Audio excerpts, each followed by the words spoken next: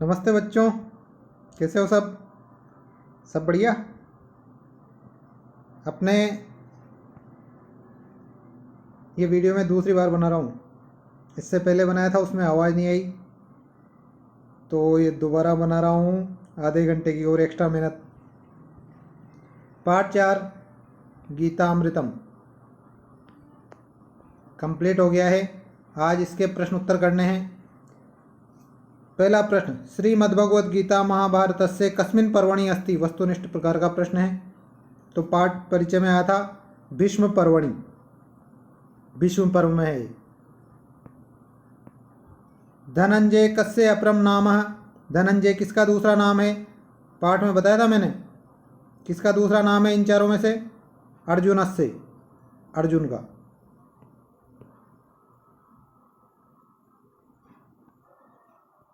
अच्छा, आज सुबह एक प्रश्न आया था मेरे सामने कि मैंने बताया था कि पार्थ किस किस को कहते हैं? भीम, अर्जुन और युधिष्ठिर, इन तीनों को पार्थ कहते हैं। क्यों कहते हैं? क्योंकि ये पृथा के पुत्र हैं। पांडु के दो पत्नियां थी, एक तो पृथा, एक माद्री।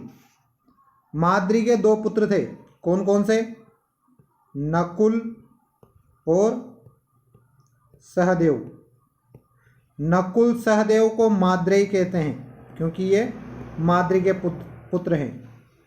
इन तीनों को पार्थ कहते हैं क्योंकि ये पृथा के पुत्र हैं।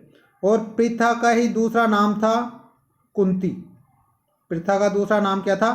कुंती। तो कुंती के पुत्र होने की वजह से ये तीनों कौन्तेय भी कहलाते हैं। कौन्तेय मतलब कुंती पुत्र, माद्रेय मतलब माद्री के पुत्र, और पार्थ मतलब पृथा के पुत्र। तो ये पृथा और कुंती दोनों एक ही थी।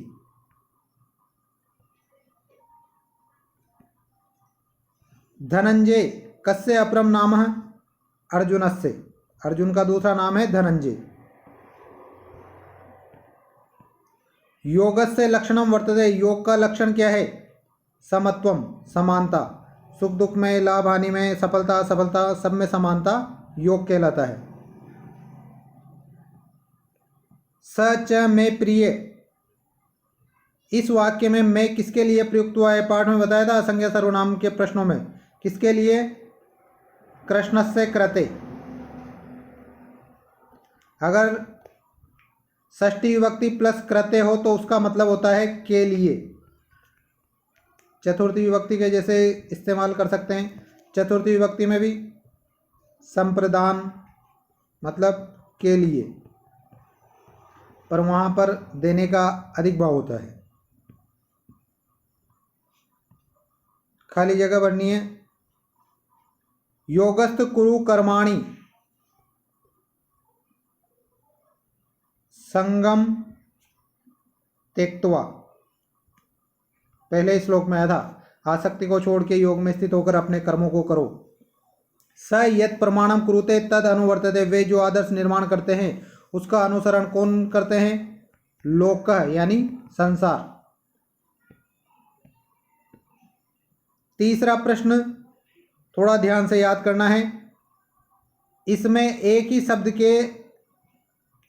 की तीन विभक्तियां आ रही हैं। सबसे पहली जगह पर आएगा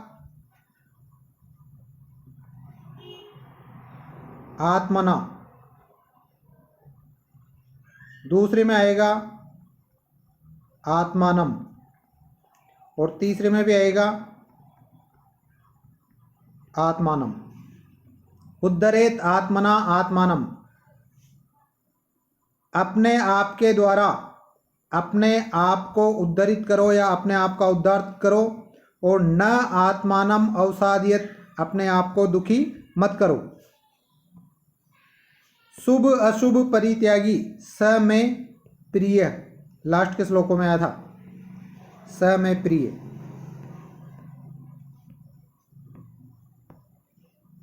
अकर्मणा क जाए, अकर्म रहने से अपेक्षा क्या श्रेष्ठ है? कर्म, कर्म करना श्रेष्ठ है। आत्मना बंधु का स्वयं का बंधु कौन है? आत्मा। क प्रथमा एक वचन है तो आंसर भी प्रथमा विभक्ति में ही आएगा। योग कस्य कृते दुष्प्रापक, कस्य कृते वही है षष्ठी विभक्ति प्लस कृते मतलब के लिए। किसके लिए? जिसका मन अपने वश में नहीं है, और जिसका मन अपने वश में नहीं है उसको क्या कहते हैं? असंयतात्मना, असंयतात्मना।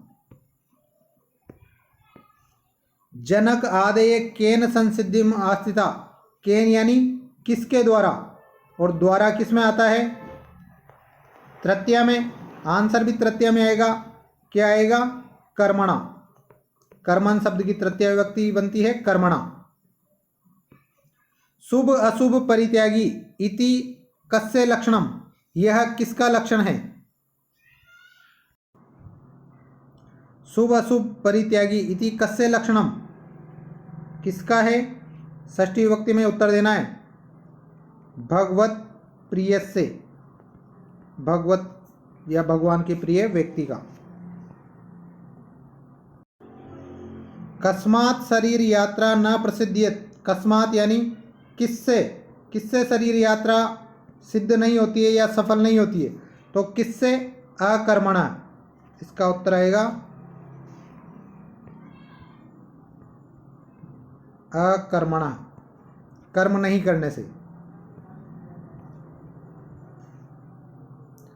आत्मनः रिपु आत्मा कथम, स्वयं का शत्रु स्वयं कैसे होता है?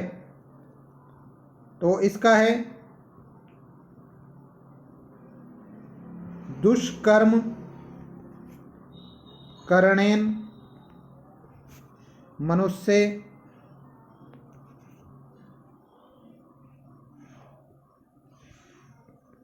आत्मानम एव औसीदति, एवं इस प्रकार आत्मनः रिपु आत्मा, ये लिखना है इसके बाद। तो दुष्कर्म करणेन मनुष्य, दुष्कर्म करने के द्वारा मनुष्य आत्मानम एव औसीदति, स्वयं को ही दुख पहुंचाता है। एवं इस प्रकार आत्मनः रिपु आत्मा, स्वयं ही स्वयं का शत्रु है।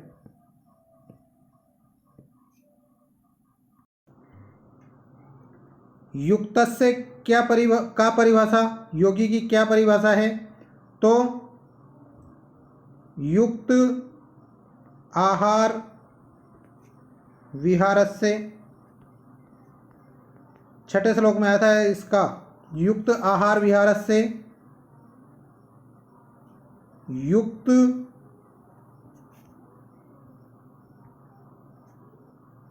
कर्मस्य, कर्मस्य नहीं कर्मसु, युक्त कर्मसु चेष्टस्य सर्व कामेभ्ये निस्पृह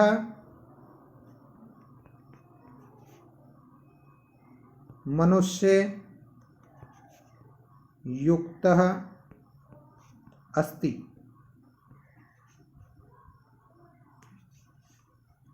योगी की क्या परिभाषा है?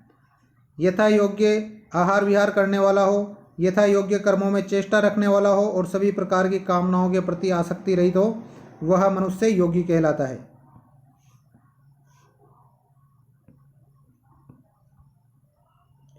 भगवंतम या श्री कृष्णम के प्राप्नुवन्ति, भगवान या श्री कृष्ण को कौन प्राप्त करता है? तो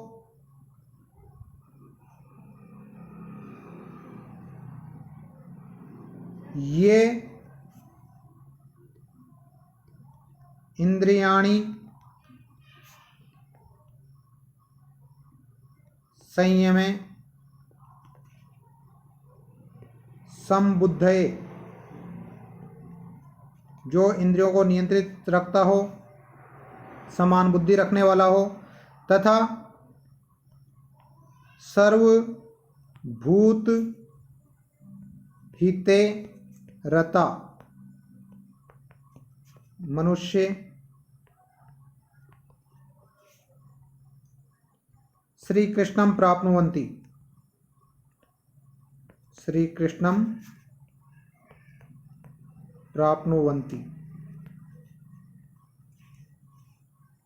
जो इंद्रियों को नियंत्रित रखता हो, सभी के प्रति समान बुद्धि रखता हो, सभी प्राणियों के कल्याण में रत हो, वही मनुष्य श्री कृष्ण को प्राप्त करता है।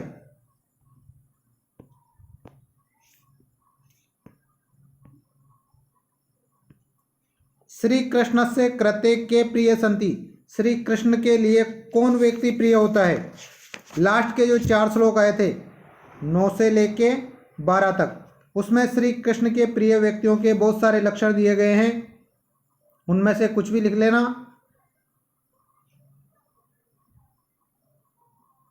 बहुत सारे हैं, कुछ भी लिख लेना उनमें से।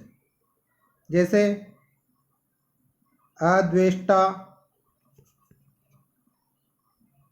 सर्वभूतानां मैत्रः,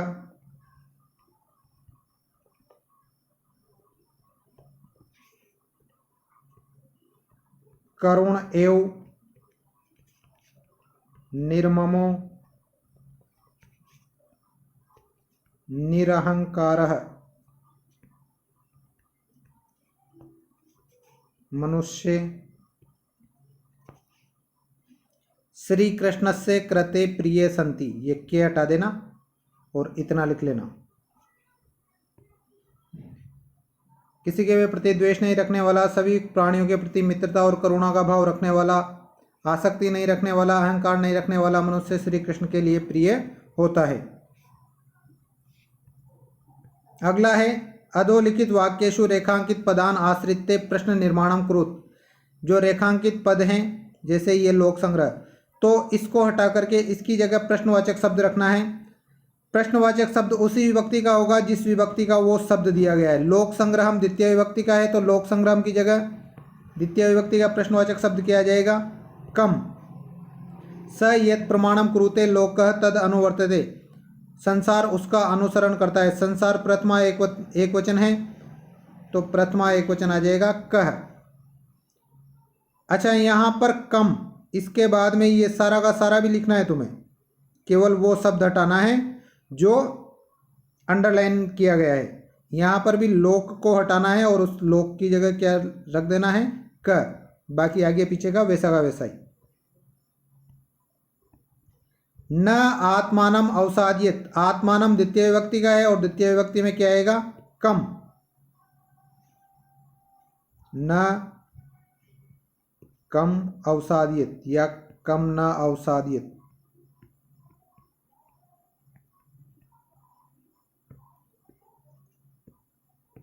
ते प्राप्नुवन्ति माम, माम भी द्वितीय विभक्ति का है, तो द्वितीय विभक्ति में क्या आ जाएगा?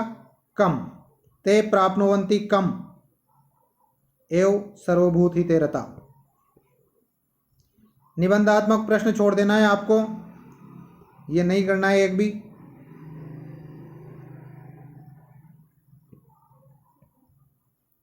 अधोलिखितेषु पदेषु नामोल्लेख पुरस्सर संधि कार्य, नाम भी लिखना है और संधि भी करनी है। शरीर यात्रापि, शरीर यात्रापि कौन सी संधि है? दीर्घ संधि। कर्मणा एव, उसमें ही बताया था मैंने पाठ के साथ ही, कर्मणेव, और संधि में भी पढ़ाया है कौन सी? वृद्धि संधि, जिसमें 2 मात्रा आ जाए उसमें वृद्धि संधि।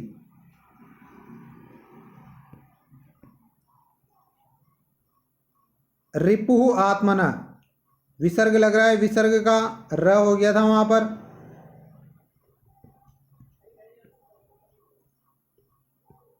रिपुरात्मनः, संधि कौन सी? र हो रहा है, मतलब ऋत्व विसर्ग। ही आत्मनो, इसमें ई आ रहा है, ई की जगह ये हो जाएगा यण संधि में, है और ये हो गया, फिर आत्मनो इसमें जुड़ जाएगा, ये आत्मनो यण संधि। सिद्धि असिद्धियो, इसमें भी ई आ रहा है, पीछे आ रहा है, मतलब ई की जगह पर ये हो जाएगा सिद्ध ये, और ये में पीछे का अ जुड़ गया तो पूरा हो गया सिद्धये सिद्धयो। कौन सी संधि? वही यण संधि। संधि विच्छेद करना है और नाम भी बताना है। संधि पदों का संधि नाम लिखकर और संधि विच्छेद करो। लोकस तद अनुवर्तते, लोकः प्लस तत् प्लस अनुवर्तते। वह केवल एक ही संधि पूछना चाह रहा है, लेकिन अगर आपको विशेष करना है तो पूरे टुकड़े कर देने। लोकः तत् अनुवर्तते। पहले तो स है, मतलब सत्व विसर्ग, स की जगह विसर्ग हो गया तो सत्व विसर्ग। और यहाँ पर पहला था, पहले की जगह तीसरा हो गया। पहले की जगह तीसरा कौन सी संधि में होता है? जशत्व। सत्व विसर्ग और जसत्व संधि है इसमें। बंधुरात्मेव, बंधुः र की जगह विसर्ग प्लस आत्मा प्लस एव। पहली जगह पर क्या है? सत्व विसर्ग।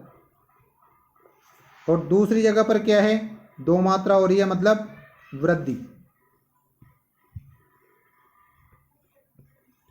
इत्युच्यते, इति ये से पहले आधा वर्ण आ रहा है। इति प्लस उच्यते, कौन सी संधि? यण संधि। हर्ष अमर्ष, हर्ष प्लस अमर्ष, आ की मात्रा हो रही है, मतलब दीर्घ संधि। आत्मेव, इसी की तरह आत्मा प्लस एव, कौन सी? दो मात्रा है, मतलब वृद्धि संधि। समास बताना है, समास भी बताना है, समास का नाम भी बताना है।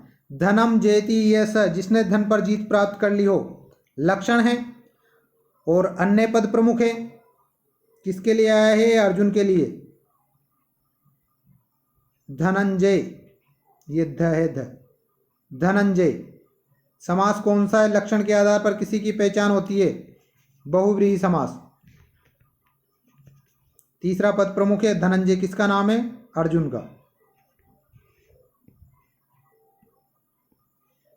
सिद्धि असिद्धयोच शब्द आया था आपने, सिद्धये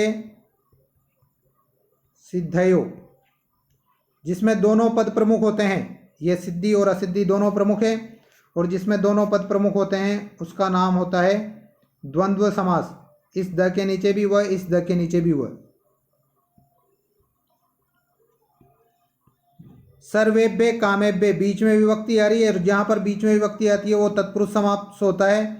समास करते टाइम उस विभक्ति को हटा देते हैं। ये भे हटा दिया और मूल शब्द रख दिया, और पीछे वाला शब्द ऐसे कैसे ही जोड़ दिया। सर्व कामेभ्य, सभी कामनाओं से, पंचमी विभक्ति, तो पंचमी तत्पुरुष। न संयत, पहले भी बताया था, यदि न आ जाए तो उसका अ या अन हो जाता है, असंयत। और जहां पर न का अ हो रहा है वहां पर नए तत्पुरुष समास। आत्मा वसे यस्य स, इसी की तरह है धनम जेति ये स। आत्मा वसे यस्य स, जिसके वश में आत्मा हो। अन्य पद प्रधान है, उसको क्या कहते हैं? वश्यात्मा। और समास बहुव्रीहि।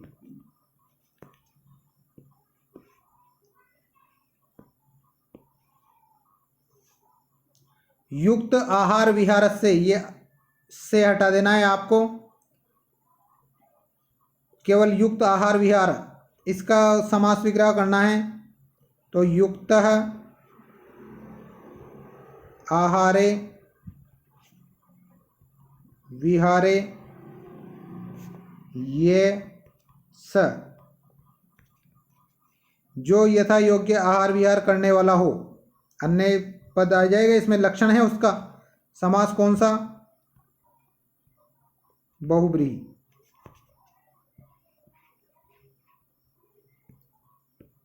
शरीर यात्रा, मतलब शरीर की यात्रा। शरीरस्य यात्रा, समास कौन सा हो जाएगा? षष्ठी तत्पुरुष, क्योंकि बीच में विभक्ति आ गई है। निस्पृह, इसमें नी अव्यय शब्द है तो स्पृह रहित, नी का मतलब होता है रहित, और जहाँ पर अव्यय पद आ जाता है वहाँ पर कौन सा समास? अव्ययी भाव। अद्वेष्टा, उसी तरह अ का न हो जाएगा यहाँ पर, न प्लस द्वेष्टा, और जहाँ पर अ का न हो जाए या समास करते टाइम न का अ हो जाए वहाँ पर नए तत्पुरुष समास। सम दुख सुख, जो दुख और सुख में समान रहता हो उसी तरह है, लक्षण है, तो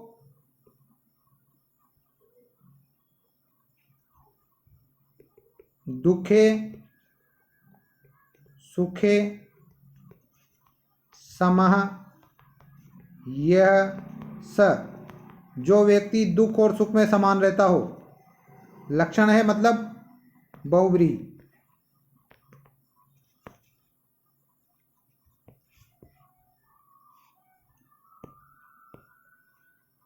शब्द विभक्ति और वचन बताना है। आत्मनः शब्द हो जाएगा आत्मन, विभक्ति हो जाएगी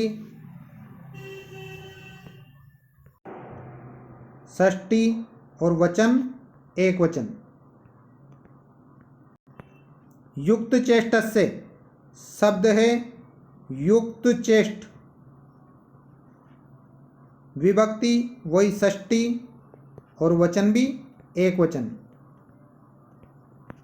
सर्वभूतानाम, रामाणाम की तरह, सर्वभूत यह मूल शब्द है, विभक्ति षष्ठी और वचन बहुवचन।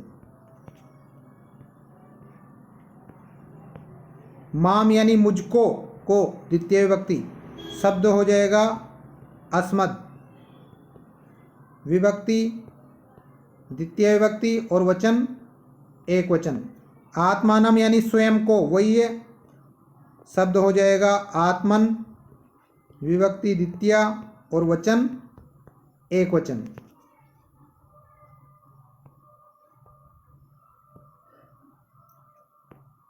अगला देखो, तिगंत पदानाम, तिगंत पद किसको कहते हैं? धातु रूप को। और सुबंत किसको कहते हैं?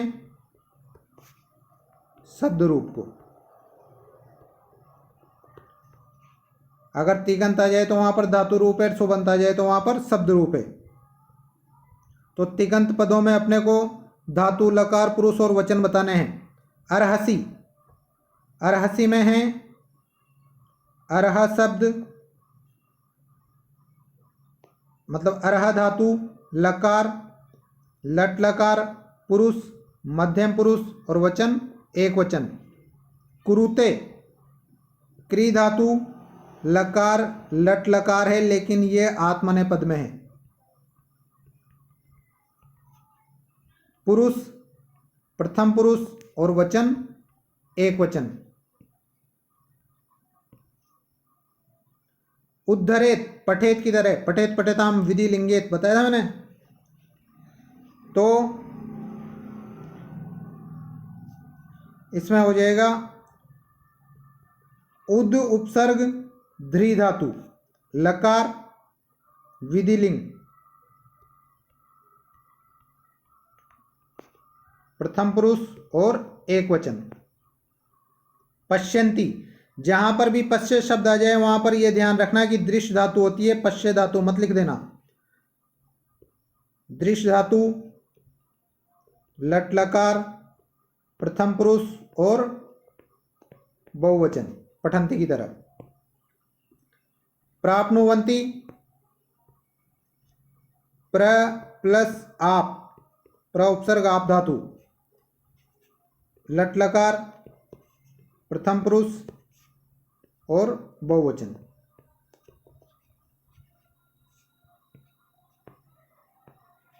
प्रकृति प्रत्यय बताना है, मतलब मूल शब्द या धातु और प्रत्यय बताना है। त्यक्त्वा, तेज धातु, कत्वा प्रत्यय, क और त दोनों आधे हैं। युक्त, युज धातु, कत प्रत्यय।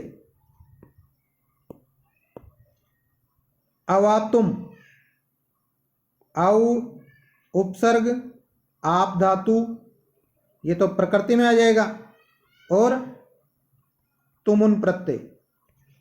योगः, युज धातु और भाववाचक प्रत्यय आएगा इसमें घय। कर्तुम, क्री धातु और तुमुन प्रत्यय। 11वीं में पढ़ा दिए सारे प्रत्यय।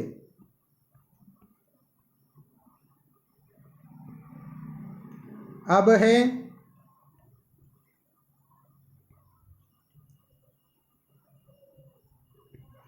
अधो निर्दिष्टान पदान आश्रित्य वाक्यानि रचयत। नीचे दिए गए पदों को आधार बनाकर वाक्यों की रचना कीजिए। ये आपको करना है। ऐसा वाक्य बनाना है जिसमें आत्मा शब्द आ रहा हो, इसमें ऐसा बनाना है जिसमें भक्तिमान आ रहा हो, इसमें ऐसा बनाना है जिसमें कर्माणि शब्द आ रहा हो, जिसमें अद्वेष्टा आ रहा हो और जिसमें प्रिय शब्द आ रहा हो। ठीक है, ये पार्ट 4 के प्रश्न उत्तर कंप्लीट। अपना लगभग 30% कोर्स पूरा। अब जितना पढ़ाया है उसको साथ साथ याद करते भी चलना है। आपको याद रखना है कि आप 12वीं क्लास में हो, और साथ ही साथ ये भी याद रखना है कि 100 में से 100 नहीं तो 99 ये तो ले ही आओ। इससे कम में काम नहीं चलेगा। ठीक है ना? 99 को बिल्कुल दिमाग में बिठा लेना, और डेली पढ़ाई करते रहना। केवल लिखना नहीं है, सब कुछ याद भी करना है, और याद उसी तरह से करना है जिस तरह से मैं पढ़ा रहा हूँ। ऐसा का ऐसा ही याद कर लोगे, और ऐसा का, क्योंकि संस्कृत में याद रखना, आपकी अगर विसर्ग भी हटा दिया तो इसका भी नंबर कट जाएगा, हलंत कहीं कम लगा दिया तो इसका भी नंबर कट जाएगा। ऐसे ऐसे नंबर 99 से कम होते जाएंगे, 95 हो जाएंगे, 75 हो जाएंगे, 50 हो जाएंगे, 33 हो जाएंगे, 30 हो जाएंगे, 27 भी हो सकते हैं। यहाँ तक तो पहुँचना ही नहीं है। ठीक है, करो अच्छे से पढ़ाई। जैसे ही स्कूल खुलेंगे मैं पढ़ाऊँगा नहीं, केवल ये सारे प्रश्न उत्तर जो चीज़ें मैं पढ़ा रहा हूँ सब कुछ सुनूंगा, तो तैयार रहना बिल्कुल। ठीक है, आज के लिए इतना बहुत है। धन्यवाद।